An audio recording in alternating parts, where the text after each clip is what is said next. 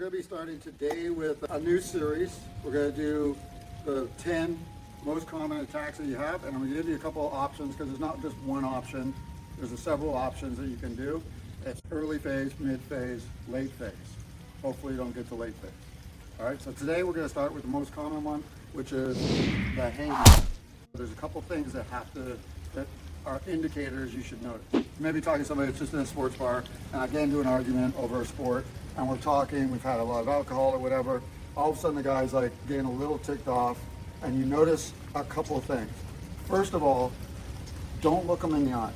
You want to be looking, yes, in a peripheral, sort of 5 feet by 5 feet thing, okay? Either way, so you can see everything from the knees to the shoulders. That's basically the range that you need to know. If I start to do stuff, you'll start to see somebody either looking around, you see this type of thing, or worse, if they start touching around here, then you gotta be careful of weapons being available. This is an indicator right here, reaching to touch where the weapon is. The other most common one is where he either angles back and drops into fight stance, or he sits here and you see this clinching, teeth clinching, jaws clinching. The first move you can do, and the first move, if I am approaching, now you were saying about if he gets offline too soon, I'm just going to turn and go at him. But if we're in this argument and you're feeling awkward right here, the first thing you can do is get off the railroad tracks, which is essentially from in between my feet where I have all my weapons. He's going to step and slide. Now you see this position. So if you could see our feet, see how his feet are angled in such a way that I'm inside his feet. By doing this, there's a whole bunch of benefits that it's going to be harder for me. If I now go for this foot, or if I go for a tackle, he's going to do a swing set. And the first move, we'll go back to the beginning. Notice how he angles off. I get in, I'm talking. He's still able to talk right here, he's got angled. But now if he's here and he's nervous, he can just get a hold with a C-clamp on this elbow, all right? You don't have to do a lot of pressure, it's just a safety thing. If I go to load a punch at him, he just lifts this up towards my face and shoves me off, okay? So he's got two options here. The first one is to uproot me. I'm in, I'm like here, I start, he's got that elbow. Now, big mistake, if you go just slightly below the elbow, what happens is you've got that fold and you're no longer controlling my torso. So you have this, and just like the wrist where we come down and lock the wrist, he's using that C-clamp.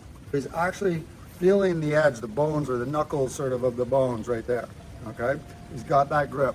All he has to do, and he could do this one-handed, doesn't matter how big I am, all he has to do is lift my shoulders slightly and then push straight ahead. All right? So first phase, first one here, I'm talking to him, he's here, and he sees me start to turn in, he can push, lift the shoulder, redirect. The next variation of this, same idea, go ahead again. He's here, if he gets that elbow, is he can throw my elbow down behind my hip, and this will put them off balance. Now at any time, if he decides that there's something coming, he always wants to, once you make contact, you want your other hand not to be down at your hip, because I may be coming here, and he can now go into the next phase, which is the swing step. Yeah. That's awesome. All right? So, first two are just off angling. I'm in here, he angles off. He notices something. Now, this hand should be up and ready by the face. If I'm turning, and we're in contact now, if I turn, he can redirect my face away, boom, and then do the shoulder. And I'm off. And then from that point, getting out of the area, okay? If he comes back, and it's a self-defense and not a street fight, if you guys are doing street fighting, it's a whole different game. If it's self-defense, you want to get to a weapon, or you want to up advantage, whatever it happens to be. If he's bigger than you, pick something up. You guys will learn how to use weapons here as well. Okay, so first one, I've come in, he angles off to the side, he's making that contact. He's very light. I'm not feeling like he's squeezing anything. He can just redirect as I go. And that little motion right there is it. Okay, one more time, here, okay. Now, moving up is going to be easier. If you're pulling down, he can do two versions that are really good. One is to push my elbow down to my other hip, which puts me on my heels, okay? If I'm going to do that, I'm also going to drive that strike to the face, okay? So he's here, bang, it's here. He just turns my vision as he pulls it, and he puts it down. The third one is if he gets to that position, go ahead, and he grabs that elbow, is to pull the elbow behind his hip. And there again, I'm off, okay? So these are very basic. These are sort of just uprooting somebody's balance. You move and you're here. So if you're out here, he's got this, he's on his back foot, his head's not close for a headbutt. If I try to headbutt, his hand's up to protect. If I try to throw, he can work and jam it. Very nice. This is a sensitivity thing in that he's gonna feel my energy. So you don't really want to fight the energy. If I go like this, he can feel whichever way. So as I'm loading back, he can load and take me with it, right? If I'm turning in, he can pull behind his hip. See that? If I'm stepping out, he can just push in front of me. Boom, that one's good, yeah. And a shot to the ear, side of the neck, dot to the eye. Now the drill here is to feel my energy and use my energy. So if I go, yep, and make sure you lift that shoulder, goes up and then across. Okay, so lift the shoulder high and then straight through. That's the tilt that you want. Right? And you were swinging. Should I?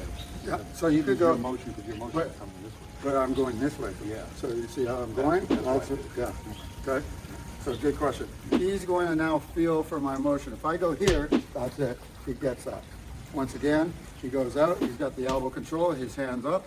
If I go to throw here and I'm starting to push in, pull it behind the hip. Boom. And he's still going to want to keep that hand just in case. A really good technique, if you guys do some Wing Chun, is the Bond style as a counter technique. So he angles off, I'm in, okay? And if I go here and I'm starting to come, he's going to reach to intercept my wrist and let it go across, okay? There he goes. And you can follow up with whatever from there. So again, boom, you're feeling that elbow, boom, you clear. Now, oh, nice shot to the nose. And you just improvise. Nothing is set in stone, guys.